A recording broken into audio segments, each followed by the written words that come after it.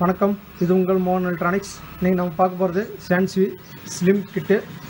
இதில் என்ன ஃபால்ட்டுன்னு பார்த்தீங்கன்னா சிங்கிள் லைன் வருது அப்படின்னு சொல்லி கொடுத்துருந்துருக்காங்க. இப்போ பார்த்தீங்கன்னா டிவி ஆனில் தான் இருக்குது.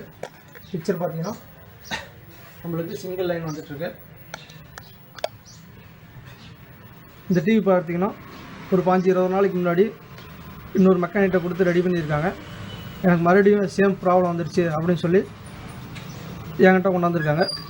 நான் கழட்டி பார்க்கும்போது வெர்டிகல் ஐசிக்கு சப்ளை வரல.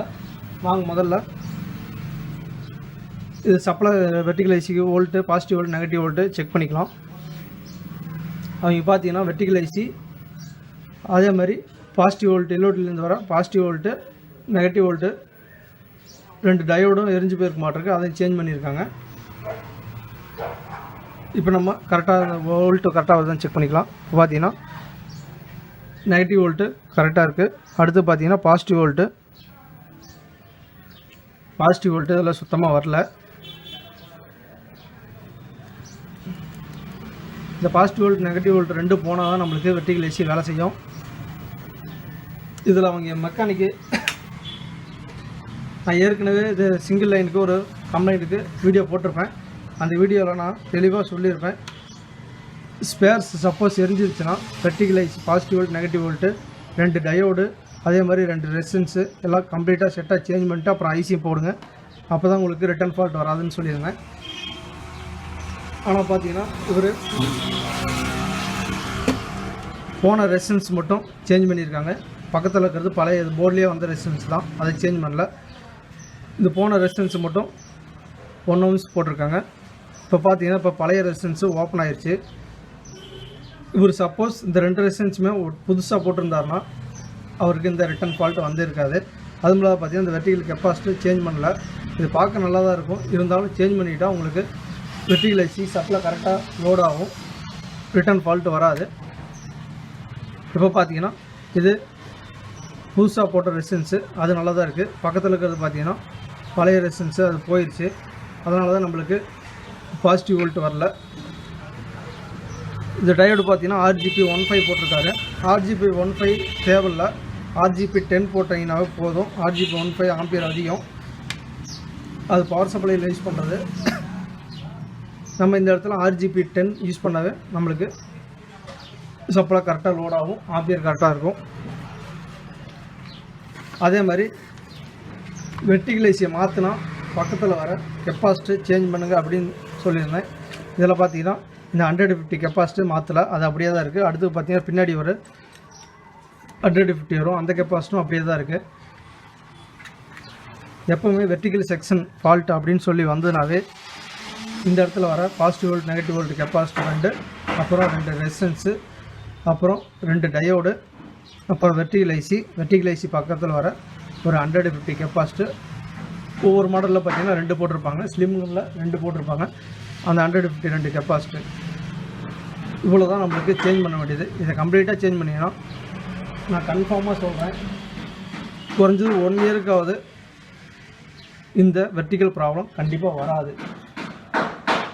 நான் சொல்கிறது அப்ராக்சிமேட்டாக தான், பட் ஆனால் அதுக்கு மேலேயே ஓடிட்டு தான் இருக்கும். 1 இயர்க்குள்ளே கண்டிப்பாக அந்த ப்ராப்ளம் ரிட்டர்ன் ஆகாது, நல்லா தான் ஓடிட்டுருக்கோம்.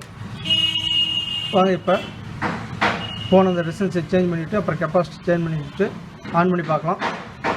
ஏன்னா இப்போ நம்மளுக்கு இந்த ரெசிஸ்டன்ஸ் ஓப்பன் ஆனதுனால வேறு எந்த ஷார்ட்டும் காமிக்கல. வெர்டிகல் ஐசி ஏதாவது ஷார்ட் இருந்தாலும் நம்ம செக் பண்ணிக்கலாம். ஓம்ஸ் வச்சு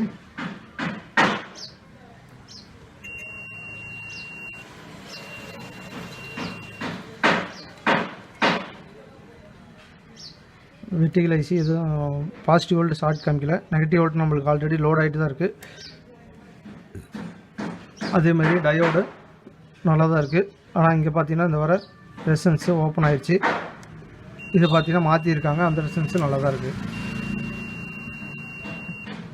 இப்போ நம்ம செக்கப்புக்கு இந்த இடத்த ஜம்பர் போட்டு ஜாயின் பண்ணிவிட்டு வெர்டிகல் ஐசி நல்லா இருக்குதான்னு செக் பண்ணிக்கலாம். அப்படி நல்லா இருந்தால் மீதி ஸ்பேர்ஸ் எல்லாம் சேஞ்ச் பண்ணிவிட்டு கஸ்டமருக்கு கொடுத்தா டிவி ரெடி ஆகிடும். வாங்க ஃபஸ்ட்டு ஜம்பர் மட்டும் அடிச்சு விட்றேன், 1 நிமிஷம் போயிடும்.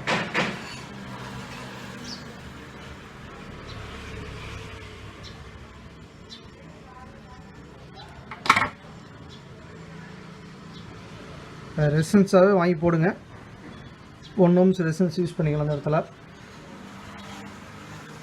1/4 வாட் போட வேணாம், 1/2 வாட் இல்லை 1 வாட் யூஸ் பண்ணுங்கள்.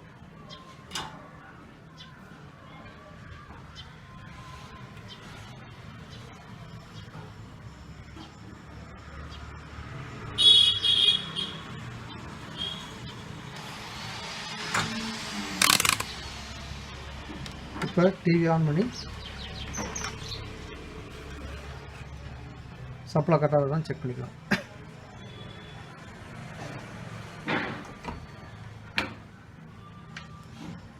இப்போ பார்த்தீங்கன்னா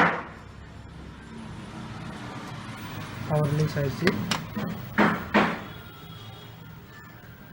இப்போ பார்த்தீங்கன்னா நம்மளுக்கு பாசிட்டிவ் வோல்ட் வந்துடுச்சு, நெகட்டிவ் வோல்ட்டு நல்லா தான் இருக்குது. நம்மளுக்கு பார்த்தீங்கன்னா பிக்சர் வந்து அவர் ஏற்கனவே இந்த 2 ரெசிஸ்டன்ஸையும் செட்டாக சேஞ்ச் பண்ணியிருந்தாவே இந்த ரிட்டர்ன் ஃபால்ட்டு வந்திருக்காது. இப்போ பார்த்தீங்கன்னா அவர் மேலே தேவையில்லாத ஒரு இங்கே ரெடி பண்ணி கொடுத்து 10-15 நாளே ஃபால்ட் ஆகி போச்சு அப்படின்னு சொல்லி மறுபடியும் ரிட்டன் அவர்கிட்ட கஸ்டமர் போக மாட்டாங்க. ஸோ அதனால தான் சொல்கிறேன், நம்மக்கிட்ட ஒரு கஸ்டமர் வந்தால் முடிஞ்ச வரையும் தெளிவாக ரெடி பண்ணி கொடுங்க. அப்போ தான் நம்மளை தேடி ரிட்டன் கொண்டு வருவாங்க. வேறு ஏதாவது கம்ப்ளைண்ட்டாக இருந்தாலும் கூப்பிட்டு சஜஸ்ட் பண்ணி இவர் நல்லா ரெடி பண்ணி கொடுத்தாரு, மறுபடியும் அவர்கிட்ட கொடுங்க, உங்களுக்கு ரெடி பண்ணி கொடுத்துருவாரு அப்படின்னு சொல்லி சஜஸ்ட் பண்ணுவாங்க.